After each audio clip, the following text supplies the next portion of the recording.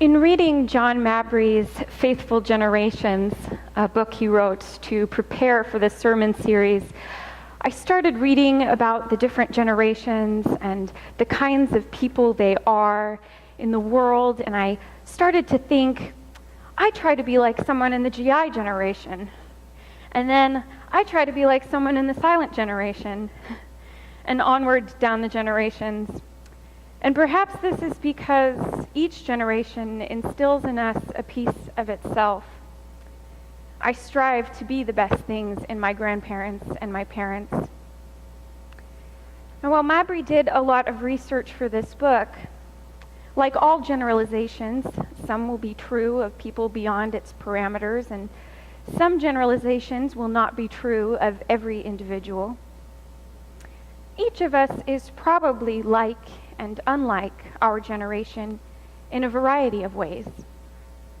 And as with all the ways that we might try to categorize people, it can be hard to decide quite where to draw the lines and what they mean. That said, the silent generation encompasses those born between about 1923-ish to 1942 or 1946. Different social scientists will place the lines in different places, but it's people who were born in around that window of time.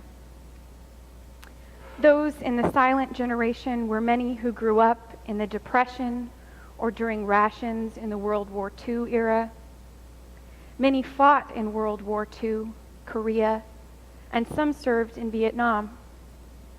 They were civil rights leaders, feminists, advocates for LGBTQ rights, labor rights, human rights.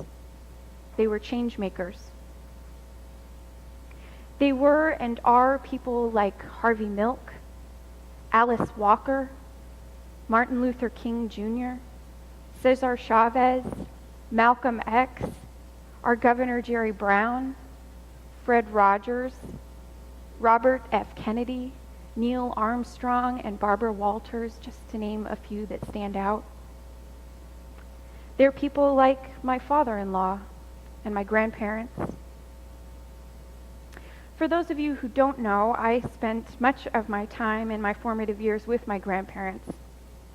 When I was about 6 months old, my parents had a bad experience with a babysitter, and my grandmother decided she would quit her job and take care of me herself. Eventually, my grandmother would be caring for more than just me. On some days, there were 6 of us grandchildren, and on others, more. And the neighbors inevitably ended up playing dress-up in her closet, climbing the tree in the front yard, and eating tuna fish sandwiches on her patio. My grandmother continued to care for my sister and me and many of my cousins 5 days a week for about a decade. I share this because I think that this is the kind of thing that speaks for this generation.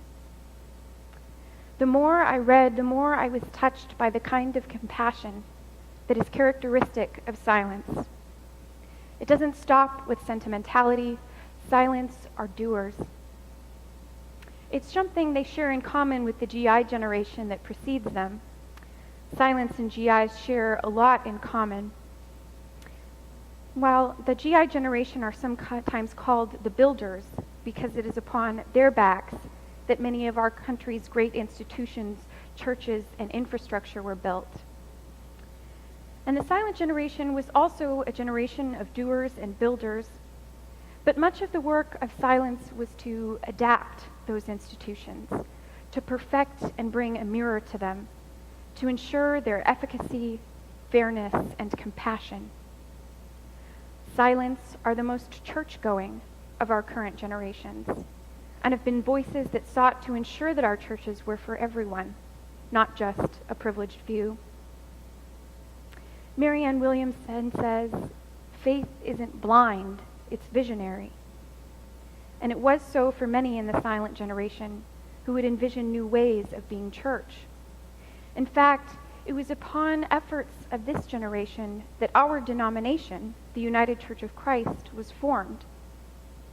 The UCC is a product of the optimism and penchant for peacemaking that are gifts of this generation. They sought a united Christianity, not in creed, but in a shared love for the goodness of the Christian message. Unity in diversity, orthopraxy over orthodoxy, practice over doctrine. These values that we promote as a denomination remain pretty radical today. The evangelical and Reformed churches and congregational churches like this one united in 1957 thanks to many efforts from people in the silent generation. They emphasized local autonomy and individual conscience. The United Church of Christ was formed from a vision to reconcile Christians in their diversities. The Silents are a generation of peacemakers whose care and compassion permeate every aspect of life. They are cautious optimists, compelled by great love and pragmatism. Silents are reformers, peacemakers, and stewards. And many of you in this generation have experienced hard times and harsh circumstances brought on by economic downturn and war, but have also experienced continued betterment and rising affluence. Most Silents I have known speak with gratitude about what they had in their younger years, even when it was little. My Grammy was one such person. She had an unshakable optimism, and it seemed like she was always counting her blessings and managed to see the good in everyone. I remember long conversations with her in her living room where we talk about politics, society, and religion, listening to each other and our varied experiences of the world in our unique times and places. I was always awed by her tenderness and how sturdy her love for this country was. She was loyal, faithful, and optimistic in the face of life's obstacles, and taught me so much about patience and kindness. Silents are optimists despite the hardships that they have endured. And by looking at their generation, there's something to be said about an optimistic worldview. Their strength and determination as a generation may not have been possible without that optimism. Silents led much of the change that was accomplished during the civil rights movement. The great progress we made as a nation would not have been possible without the dignified commitment of those who participated in boycotts, sit-ins, or without the compassionate wisdom of leaders like Martin Luther King Jr., who dared optimism in the face of racism and systemic injustice. As I wrote this sermon, I went to my weathered 1963 copy of Martin Luther King Jr.'s Strength to Love, which was a gift from my father-in-law. I opened it to the table of contents and found his first sermon title in the book to be A Tough Mind and a Tender Heart. King and many in his generation knew that those things, a tough mind and a tender heart, were necessary to, as he said, guide our actions in the crisis in race relations, to move creatively toward the goal of freedom and justice. King was comforted by his belief that God was also tough-minded and tender-hearted. He said, we can be thankful that our God combines in his nature a creative synthesis of love and justice, which will lead us through life's dark valleys and into sunlit pathways of hope and fulfillment. In many ways, that is what the silent generation did. It was that sense of love and justice that Martin Luther King Jr. brought to the civil rights movement and that characterized many Christians in a generation. A tough mind and a tender heart. Those words summed up the philosophies of so many members of the silent generation that I know.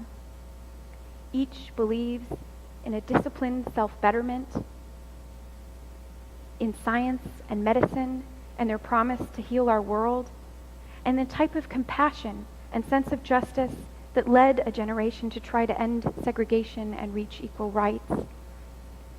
Each has honored the love and sacrifice of their parents, the building that they did in this nation, and yet sought to open their hearts more widely. Their strong faith can be characterized in the words of Helen Keller, who isn't a silent, but whose words capture their faith well. That deeper faith that weighs the ugly facts of the world, yet hopes for better things and keeps on working for them, even in the face of defeat. It is silence, great love for this country and its people, that leads them to be critical of our institutions when necessary. When my grandma's Bush-era stimulus check came in the mail, she sent it right back and wrote a letter demanding that that money go to someone who needed it. She watches the news every night and tries to stay informed. She and her generation engage in the political process. They vote, which is something that my generation could learn to do more regularly. Silents have seen change happen, and they know that our institutions can be reformed if we give them the attention they deserve. Their belief in our institutions is not uncritical, though. Silents understand that our institutions are as fallible as we are and need our diligence and care in order to do the good they were built to do. Martin Luther King Jr. knew that the voice of the church needed to meet the voice of the government in order to make sure our laws were just. Silents exhibit, in the ways they live, their belief that our senses of love and justice cannot be relegated to our churches. While compassion might be part of our ideologies, compassion transcends ideology. Silents learn to reach across lines and look for friends in new places in ways that previous generations had not. After my aunts and uncles were grown, my Grammy and Grampy took in 3 foreign exchange students, young women from China and Japan. It was their great joy not only to make a home for young women and a foreign place, but to learn from their cultures and to share their culture with them. Later in their retirement, they served a mission teaching high school students at their nearby school. They kept giving, but they also kept learning. They were open to new perspectives, and they genuinely sought to understand people of different ages, ethnicities, and cultures on a personal level. They were people like Fred Rogers, who many of us know better as Mr. Rogers.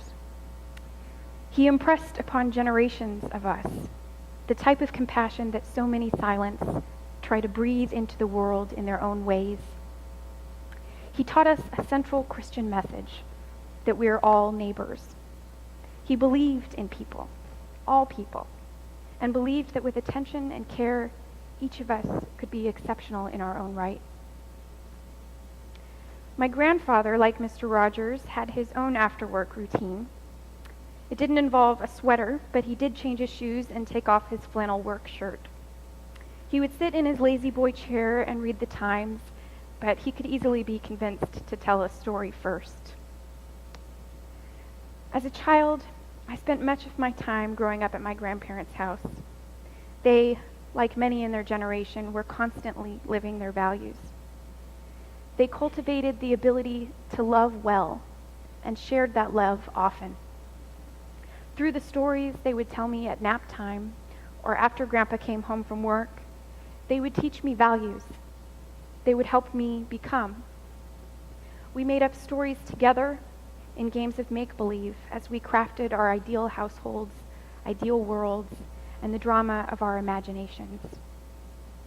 I learned to do justice, love mercy, and walk humbly without ever knowing I'd learned it.